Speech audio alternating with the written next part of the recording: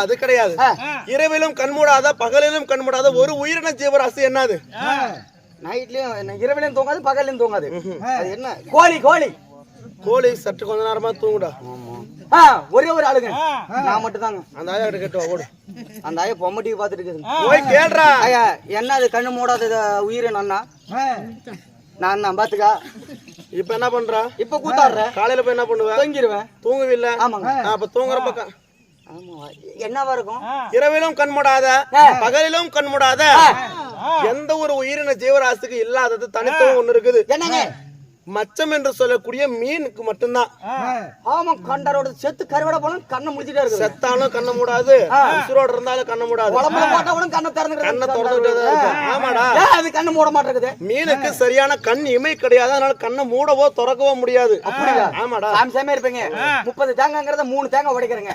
சாமி 30 தேங்காய்ன்றது 3 தேங்காய் உடைக்கிறேன். சாமி இருப்பீங்க.